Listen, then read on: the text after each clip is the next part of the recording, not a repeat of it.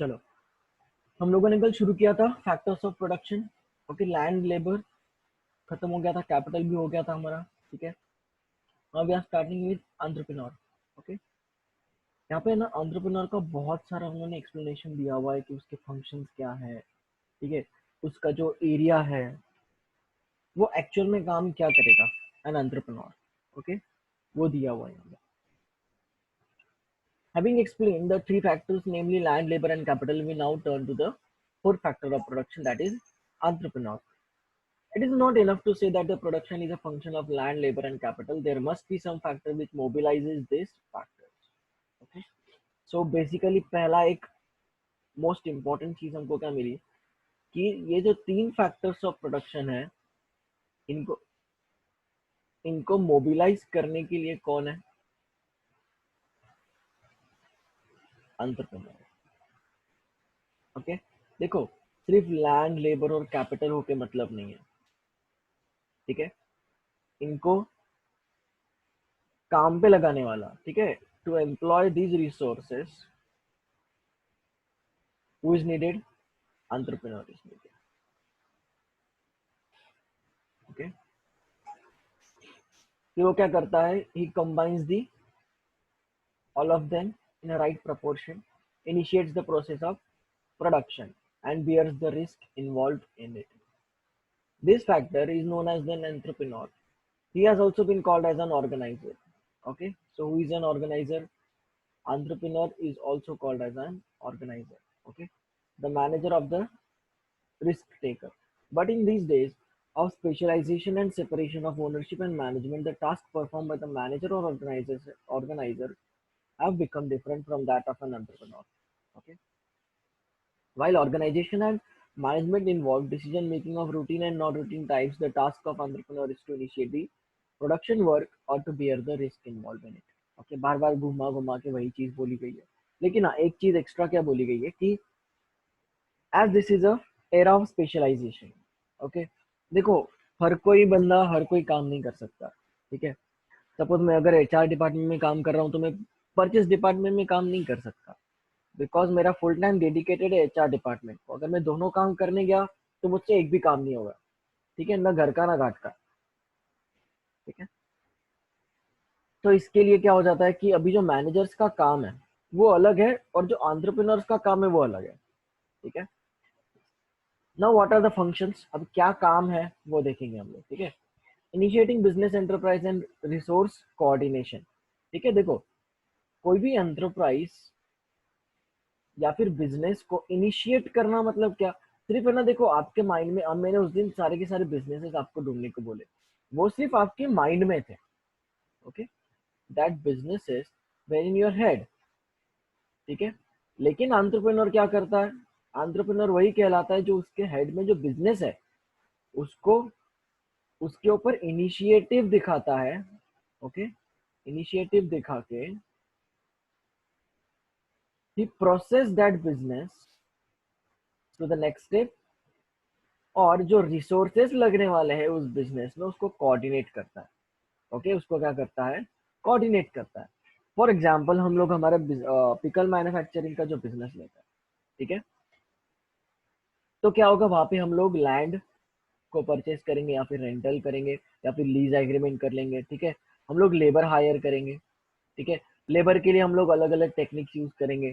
ठीक है, recruitment technique use करेंगे। एम्प्लॉयज अगर लेने हैं तो उनके लिए हम लोग इंटरव्यू मेथड्स लेंगे, अलग अलग इंटरव्यू मेथड्स लेंगे। ठीक है, और कैपिटल हम लोग क्या करेंगे? फिर इन्वेस्टर्स के पास जाएंगे, हमारे प्रोजेक्ट के बारे में बोलेंगे। ठीक है, इन्वेस्टर्स क्या करेंगे? फिर अगर प्रोजेक्ट पसंद आया तो हमारे कंपनी में या फिर हमारे एंटरप्राइज में क्या करेंगे, या फिर हमारे बिजनेस में वो लोग इन्वेस्ट करेंगे। ओके, सो देखो, ये सारी चीजें कौन करता है? ना ही लेबर करेगा। ठीक है, लेबर करेगा क्या? नहीं करेगा। ठीक है, कैपिटल ये काम करेगा क्या? नहीं, कैपिटल तो हमको रेज करना है उल्टा। ठीक है, और लैंड भी एक्वायर कौन करेगा? He has to acquire. जब तक अनलेस एंड अनटिल वो एक कोई मैनेजर्स अपॉइंट नहीं कर लेता, तब तक क्या करता है एंटरप्रेन्योर? खुद ही सारे के सारे काम करता है। अच्छा, मुझे एक बात बताओ, अगर रिस्क लेनी है तो ऑब्वियसली कौन लेगा? एंटरप्रेन्योर लेगा ना, कोई मैनेजर थोड़ी ना लेगा रिस्क। आए समझ में? ठीक है, so this was it कि initiating the business enterprises and resource coordination was the work of an entrepreneur, that's the function of an entrepreneur. ठीक है, यहाँ पे एक टैगलाइन है, thus the reward for entrepreneur, देखो ये thus the reward for entrepreneur that is his profit which is not certain or fixed, he may earn profits or incur losses, other factors get the payments agreed upon them. Okay, बाकी के factors को क्या होता है कि fix होता है। चलो लैंड का क्या है, रेंट हम लोग देने वाले फिक्स है, लेबर को हम लोग इतने इतने लेबर चार्जेस देने वाले फिक्स है। ठीक है, कैपिटल का इंटरेस्ट फ्लक्चुएट हो सकता है लेकिन मोस्ट ऑफ द टाइम नहीं होता, बिकॉज कैपिटल जितना एम्प्लॉयड है उतना इंटरेस्ट तो आपको मिलने ही वाला है। ओके, लेकिन एंटरप्रेन्योर क्या होता है, नॉट एट ऑल फिक्स, कभी बहुत ज्यादा प्रॉफिट्स भी होते हैं तो हेवी लॉसेस भी होते हैं। Okay, so you have to understand this. Next is risk bearing and uncertainty bearing. Okay, obviously कोई भी बिजनेस बिना रिस्क के चलता नहीं है। ओके, कोई भी बिजनेस होता है, ठीक है, बिना रिस्क का चलता नहीं है। अगर आपका पैसा जहां पे लगा है वहां पे रिस्क है। ओके, बिजनेस बोल रहा हूँ मैं, ठीक है, बिजनेस। आप लोगों ने कहीं पे देखो, आप लोग अगर कोई कंपनी में कंपनी के शेयर्स भी खरीदते हो ऑनलाइन, तो that is your risk, because you are buying an equity share capital and equity share capital is known as a risk capital. आ रहा है समझ में? सो रिस्क बियरिंग कैपेसिटी किसको होता है? अगर मैं शेयर्स में इन्वेस्ट कर रहा हूँ, I could also be called as an entrepreneur, because I am believing that company कि in future that company will perform very well and give me handsome returns. Okay, so therefore I'm taking the risk of my hard earned money. ठीक है, whatever it may be, 1 lakh 1.5 lakh 10 lakh 1 crore 10 crore, whatever it may be, I'm taking the risk to invest in that company where I believe that the company in future will give me the handsome profits which will increase my wealth. ठीक है, which will increase my capitalization. ठीक है, which will increase my market value of the shares, which will give me time to time dividend. Okay, so therefore risk bearing capacity is the very essential part or very essential function what the entrepreneur functions. Okay, entrepreneurचं कामच ते की त्याला risk घ्यावीच लागते. Okay, uncertainty का मतलब क्या होता है, काही फिक्स नाही आहे, म्हणजे असं नाहीये की तो अंधाधुंद काही सुरू करतोय. ओके, सपोज मैं अगर मोबाइल का बड़ा सा मार्केट है, ठीक है, सपोज मैं एमजी रोड पे, ठीक है, एमजी रोड पे मैं मेरा मोबाइल का शॉप डालता हूँ, ठीक है, तो कितनी पॉसिबिलिटीज है, प्रोबेबिलिटीज कितनी है कि वो सक्सेस होगा या फिर मुझे बहुत सारे प्रॉफिट्स मिलेंगे? 0.111%. ओके, लेकिन कोई ऐसा एरिया है जैसे कि कोई गोविंद नगर हो गया या फिर ऐसा कोई एरिया है, अभी मेरे को इतना अच्छे से पता नहीं है पूरा नासिक, ठीक है, लेकिन स्टिल कोई ऐसा एरिया है जहाँ पे मोबाइल शॉप ही नहीं है। ठीक है, लेट्स टेक एन एग्जांपल, मकमलाबाद रोड पे कोई अच्छा सा बड़ा मोबाइल शॉप नहीं है। ठीक है, तो क्या होगा उस केस में, उसके चांसेस ऑफ मार्केटिंग या फिर chances of capturing the market will increase, वो मार्केट को अच्छी तरह से कैप्चर कर पाएगा। ठीक है, सो जो उसकी अनसर्टेनिटी है, ठीक है, मैं इतना मेरा हार्ड अर्न मनी या फिर मेरी जो सेविंग्स है, मेरा जितना भी सेविंग्स है, मैं इन्वेस्ट कर रहा हूँ एक ऐसे बिजनेस में जहाँ पे रिस्क है, जहाँ पे मुझे लॉसेस भी हो सकते हैं तो बहुत सारा प्रॉफिट भी हो सकता है, लेकिन मुझे रिस्क कैसी लेनी है, I have to take the risk, calculative risk लेनी है। ठीक है, हमेशा लाइफ में भी कैलकुलेटिव रिस्क लो, अंधाधुंध रिस्क मत लो। ठीक है, बस पैसा पड़ा है तो लगा दो कहीं पे भी। इसके लिए स्टॉक मार्केट में भी यही बोला जाता है कि पहले रिसर्च करो, हैव प्रॉपर नॉलेज। ठीक है, सिर्फ शेयर्स को बेचना और खरीदना is not a share market. Okay, उसमें बहुत सारे कंसेप्ट है, बहुत सारा मतलब डीप अंडरस्टैंडिंग है जो आपको एक्सपीरियंस करने के बाद में ही समझ आती है। बहुत सारी चीजें आप जाओगे शेयर मार्केट का क्लास लगाओगे, वहां पे थियोरेटिकली आपको बताया जाएगा, उसका उसका फीस उसको मिल जाएगा और आपको इन रिटर्न कुछ नहीं मिलेगा। ठीक है, तो जब खुद का पैसा लगा होता है ना, यू लर्न अ लॉट। ठीक है, आज समझ में, risk bearing and uncertainty capacity, that is the function of entrepreneur, because entrepreneur has to pay lots of expenditure. Okay, चाहे वो टैक्सेस हो, क्रेडिट पे हो, इन्वेस्टर्स को मनाना हो, ठीक है, इंटरेस्ट लोन्स लाना, इंटरेस्ट पे उसका इंटरेस्ट रीपे करना, ठीक है, that is a function of an entrepreneur. Innovations, yes, obviously देखो, कोई भी नई चीज पहले अडेप्टेबिलिटी, इनोवेशन के लिए ना अडेप्टेबिलिटी को एनालाइज करना बहुत ही इम्पॉर्टंट। अभी अडेप्टेबिलिटी म्हणजे काय असतं, एक्सेप्टन्स, ओके, काही नवीन गोष्ट आली ना, ठीक आहे, त्या नवीन गोष्टचं एक्सेप्टेंस असलं पाहिजे, ओके। नहीं तो क्या क्या होता है कि चलो ये प्रोडक्ट आया है, प्रोडक्ट में दम नहीं है, कुछ नहीं है, नया तो है लेकिन उसमें उतना दम नहीं है, ठीक है, it should be different but it should be effective and it should be a value addition, ठीक है। देखो ये ना बहुत बहुत ही जल्दी काम करता है ना। आप अगर इस तरीके से सोचोगे कि अगर सपोज मेरे को अगर बिजनेस चालू करना है, तो मेरे बिजनेस में मुझे वैल्यू एडिशन के बारे में सीखना होगा कि मैं मेरे प्रोडक्ट को बेचूंगा नहीं, मैं सिर्फ इतना बताऊंगा लोगों को कि आप अगर ये प्रोडक्ट खरीद रहे हो तो ये प्रोडक्ट उनकी लाइफ चेंज कर देने वाला है, ओके, ये प्रोडक्ट उनकी लाइफ चेंज कर देने वाला है। बिकॉज जितना टाइम आपको, let's take an example, 1 hour लगता है, या फिर सपोज इसका इतना इफेक्टिवनेस है, ठीक है, लेट्स टेक इन परसेंटेजेस में ले लेते हैं, ठीक है, परसेंटेज यूनिट्स में लेते हैं कि सपोज इसका अगर 50% इफेक्टिवनेस है, ठीक है, तो मैं मेरे प्रोडक्ट से आपको 80% इफेक्टिवनेस या फिर एफिकेसी दे सकता हूँ, ठीक है, कि मैं 80% तक आपको इफेक्टिवनेस दे सकता हूँ। फिर आप अलग अलग स्ट्रेटेजीज तैयार करेंगे, ठीक है, उसी में इनोवेट करेंगे, उसकी जो पैकेजिंग होगी वो थोड़ा सा अट्रैक्टिव कर देंगे, ठीक है। फ्रूटी का कुछ अगर अलग सा टेट्रा पैक है, ठीक है, वो स्क्वायर का आता है। फिर ना हम जब छोटे थे ना, आपको पता होगा कि नहीं पता नहीं, ठीक है, आप लोग भी तब छोटे ही होंगे, बहुत छोटे होंगे, ठीक है, तो मैं आई गेस 6th या 7th में था, तो है ना फ्रूटी का वो 2 या 2.5 रुपए का जो वो एक टेट्रा पैक आता था, ट्रायंगल शेप में होता था, ठीक है, और जैसे वो ये होता है ना, कोई भी एक पैकेट्स होते हैं, देखो हम लोग आनंद वगैरह खाते हैं, पेप्सी खाते हैं, ठीक है, दैट माउथ फ्रेशनर वगैरह खाते हैं, तो उस तरीके से ना वो ऐसे लटका हुआ रहता था, एकदम छोटा सा आता था, 2.5 रुपए का आता था वो पैकेट, ठीक है। तो उस टाइम पे बहुत चलता था वो, बहुत। तो फ्रूटी ने क्या किया था कि जो अगर 10 रुपीज वाला वो बड़ा वाला पैकेट अफोर्ड नहीं कर पाते, तो वो छोटा वाला पैकेट अफोर्ड करेंगे, अरे समझ में। तो इस तरीके से इनोवेशन किया था, लेकिन वो क्या हुआ कि बाय द टाइम क्या हुआ, इन्फ्लेशन रेट बढ़ गया, ठीक है, ज्यादा प्रेफरेंस नहीं मिलने लगा, क्योंकि जो लोगों का स्टैंडर्ड ऑफ लिविंग है या फिर जो इनकम है वो किस पे शिफ्ट हो गया, दैट 10 रुपीज वाले पैक पे, ठीक है। फिर क्या हो गया, उसका डिमांड कम हो गया, फिर कंपनी ने वो प्रोडक्ट बनाना ही बंद कर दिया, ठीक है। So innovation is must.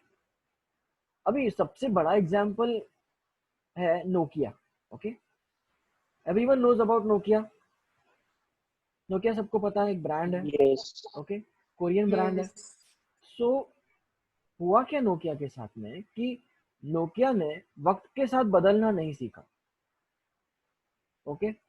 फिर बीच में ही नोकिया ने पागलपंती क्या की कि अपना जो ब्रांडिंग था वो माइक्रोसॉफ्ट को बेच दिया, ठीक है। Yes.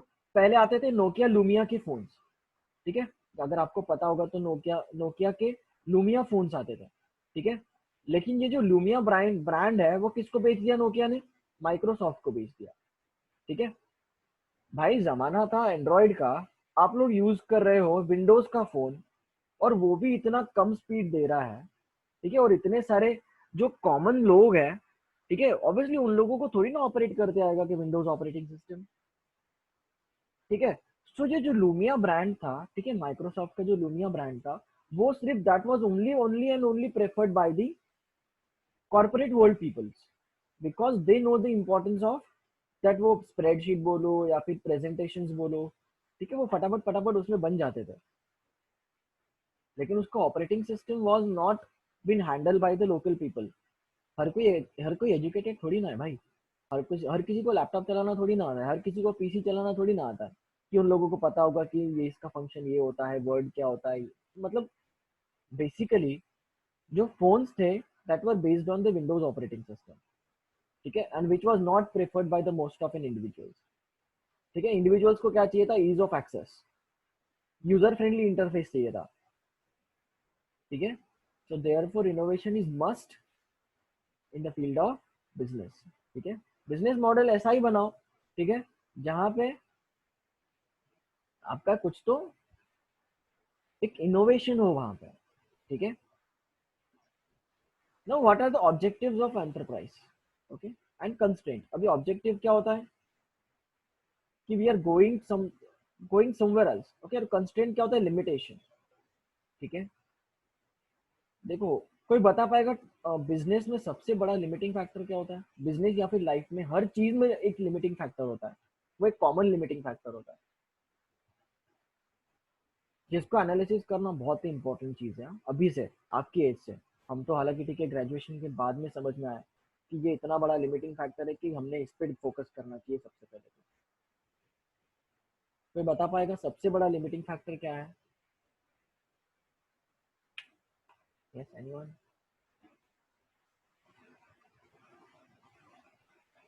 सर बिजनेस में रॉ मटेरियल। अरे रॉ मटेरियल तो कहीं से भी हो जाता है अवेलेबल, क्योंकि हम लोग बिजनेस वहीं पे सेटअप करेंगे जहाँ पे रॉ मटेरियल है। लेबर, नहीं, लेबर भी मिल जाएगा। Capital. This is what the entrepreneur does, na? Coordination of all the four factors, all the three factors of production, और खुद को भी कोऑर्डिनेट करता है एक्चुअली वो सबके साथ, ठीक है। देखो, एक कॉमन लिमिटिंग फैक्टर है हर चीज में, चाहे वो बिजनेस हो, लाइफ हो, प्रोफेशन हो, ठीक है, या फिर आपका कोई मैरिजियल अफेयर हो, या फिर आप कोई कॉलेज स्टूडेंट हो, ठीक है। एक ही लिमिटिंग फैक्टर होता है, दैट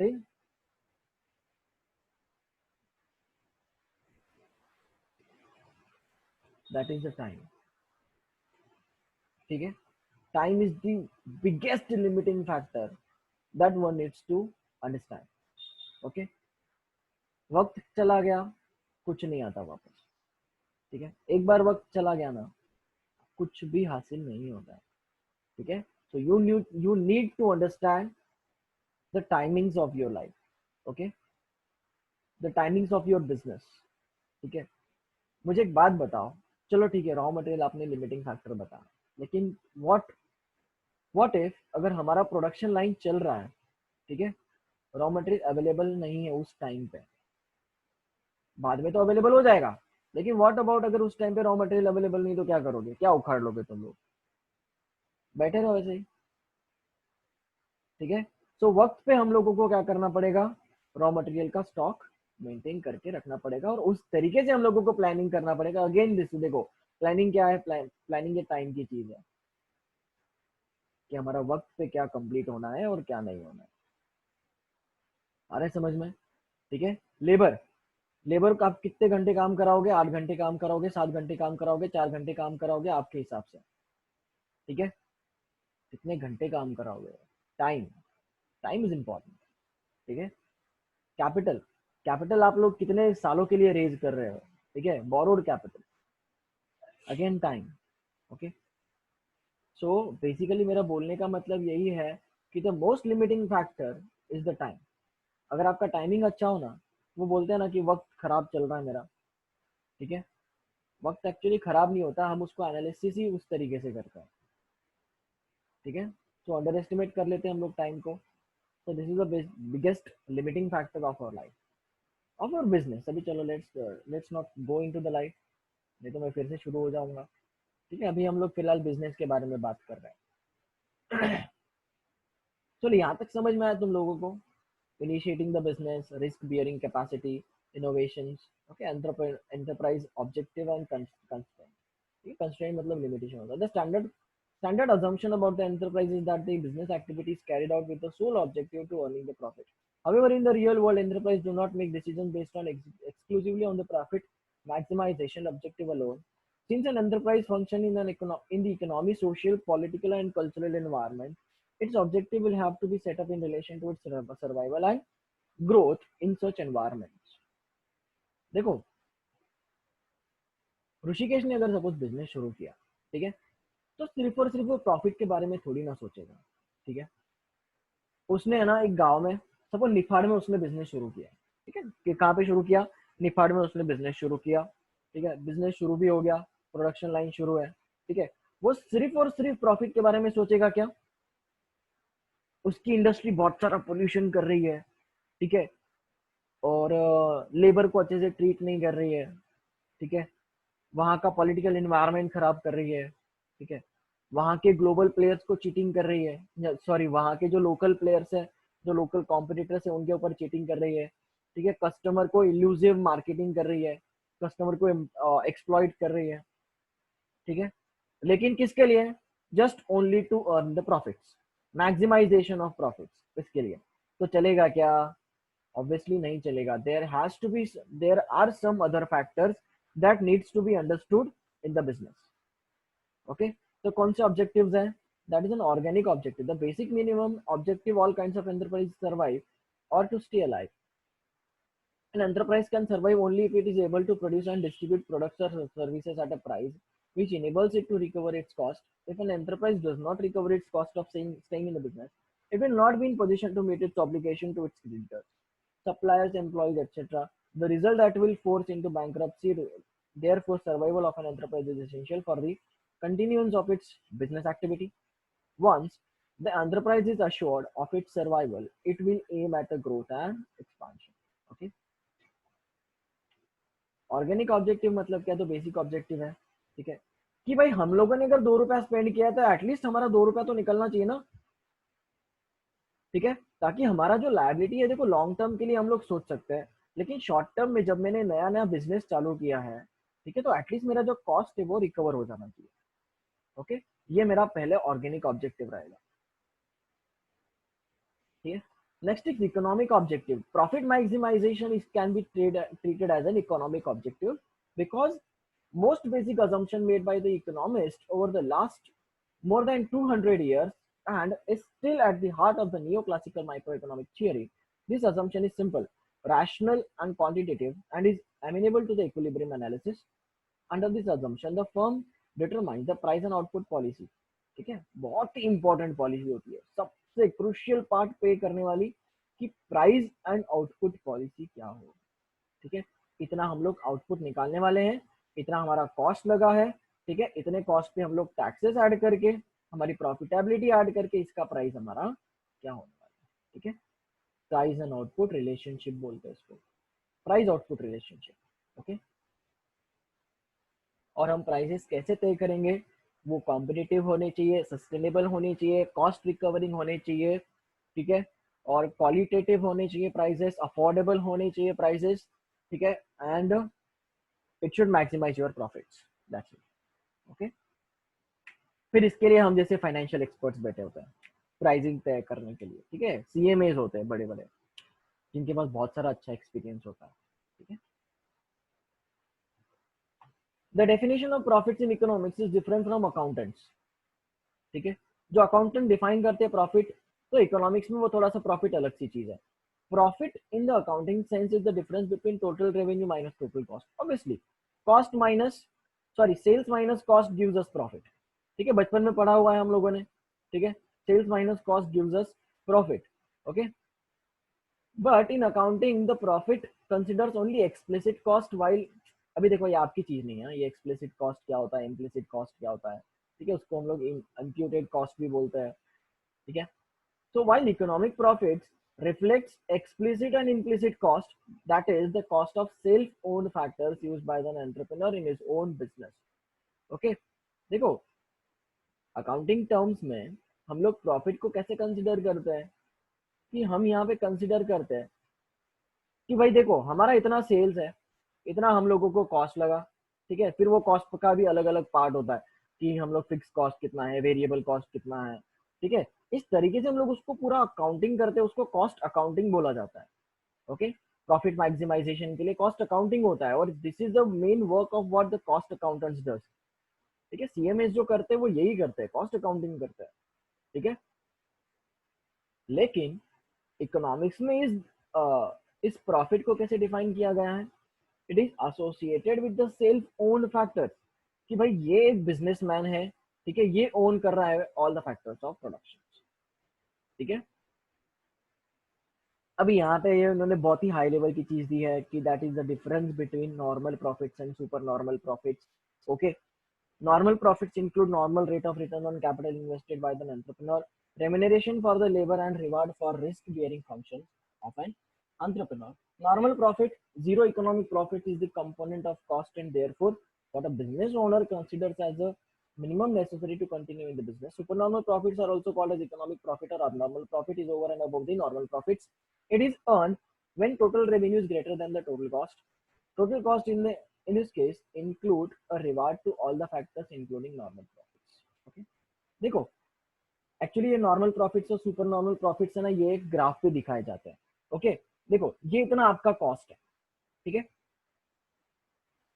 ये आपकी सेल्स है, ठीक है, आपका इतना रेवेन्यू है और इतना आपका कॉस्ट है, ठीक है। तो ये जो बीच का पार्ट होगा विल बी योर प्रॉफिट। सबको दिख रहा है क्या?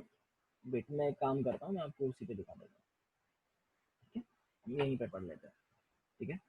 देखो, ठीक है, देखो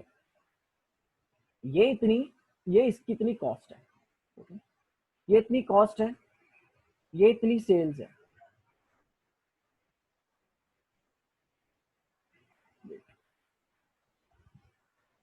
इतना सेल्स है, माउस सही तरीके से, ठीक है, ये कॉस्ट है, ये सेल्स है, ठीक है। सो ये जितना ये पोर्शन होगा, ठीक है, ये क्या होगा हमारा, this will be our normal profits. Okay, क्या है हमारा ये नॉर्मल प्रॉफिट्स है, कि मतलब भाई देखो जितना हमारा कॉस्ट बियरेंस है, हमारा जितना प्राइस है, ठीक है, उतने प्राइस पे ये प्रोडक्ट तो बेचा जा रहा है हमारे प्रॉफिट्स पे, ठीक है, लेकिन इसका इतना प्राइस बढ़ गया, सॉरी इतना डिमांड बढ़ गया ये प्रोडक्ट का, ठीक है, तो ऑब्वियसली देखो अभी डिमांड बढ़ रहा है तो हम लोग सप्लाई भी तो करेंगे ना, ठीक है। तो हमारा जो सप्लाई बढ़ रहा है, ठीक है, उसका जो डिमांड बढ़ रहा है वो सप्लाई की वजह से, ठीक है, तो हम क्या कर रहे हैं, इसका प्राइसिंग क्या कर रहे हैं, बढ़ा रहे हैं, कॉस्ट उतना ही लग रहा है, ठीक है, कॉस्ट उतना ही लग रहा है, लेकिन हमारा जो प्रीवियस प्राइसिंग था जिसपे हम लोग सेल कर रहे थे, ठीक है, उससे ज्यादा प्राइस पे हमारा प्रोडक्ट बिक रहा है क्योंकि हमारी प्रोडक्ट की डिमांड है भाई, ठीक है। तो इस प्राइस पे ये जो पोर्शन ऑफ प्रॉफिट होगा, ठीक है, over and above the normal profits, this is called as अ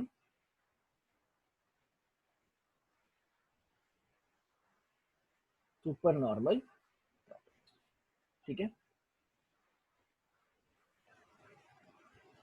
अब देखो ये सुपर नॉर्मल प्रॉफिट का एक फीचर क्या है कि ये एबनॉर्मल है। ओके, एबनॉर्मल का मतलब क्या होता है कि कभी कभी, ठीक है, और नॉर्मल का मतलब क्या होता है कंसिस्टेंटली, ठीक है, कि सुपर नॉर्मल प्रॉफिट ये कभी कभी आते हैं। आया समझ में? ठीक है, सिर्फ मैंने इसको ध्यान में रखो, मतलब ऐसे नहीं कि आप बहुत सारा डीप में जा रहे हो तो फिर उसको चीजों को कॉम्प्लेक्स कर रहे हो, ठीक है, इसको एज इट इज जैसे मैंने पढ़ा वैसे के वैसे याद रखो इसको, ठीक है। आया समझ में इतना? किसी को कोई डाउट इस ग्राफ में? यस कस्तूरी, का नहीं डाउट? सर। No, sir. ठीक है, राइट, इसको मैं सेव कर लूं,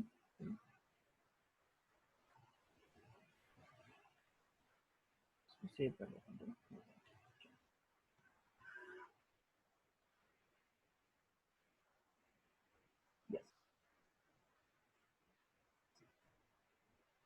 देखो the profit maximization objective has been subject to severe criticisms in the recent year. Many economists have pointed out that all the firms do not aim at maximizing the profit. Some firms may try to achieve the security subject to reasonable level of profits. देखो आगे भी पढ़ते हैं, चलो देखते हैं। H.S. Hyman argues that a firm have satisfying behavior and strive for profits that are satisfactory.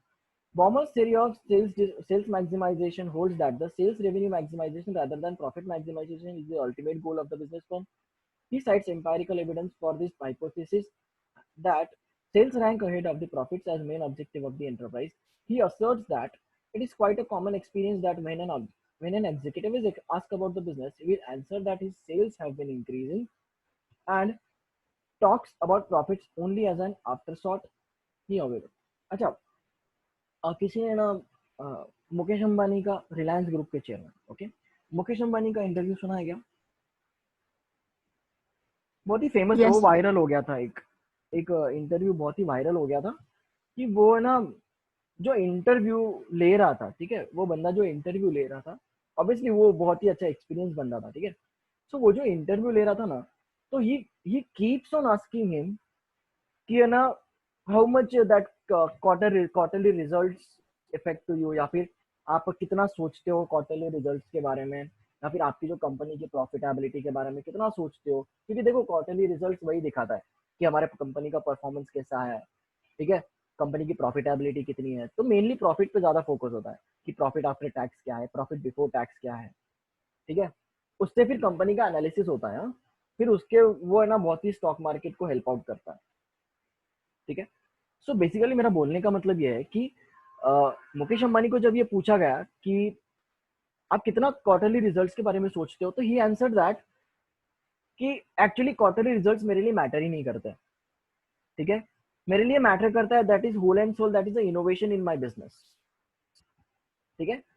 सो इसी तरीके से profit maximisation is not a sole objective of any business, ठीक है. अलग अलग इकोनॉमिस्ट, अलग अलग बिजनेसमैन के तरीके से हर बिजनेस का एक अलग सा एक ऑब्जेक्टिव होता है, ठीक है.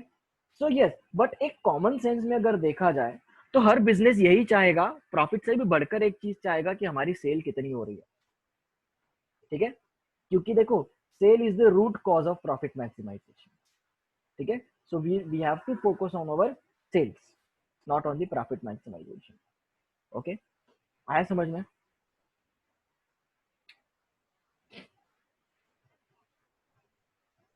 Yes. फिर next objective बोला है. The objective of utility maximization has been discussed in the context of two types of firms.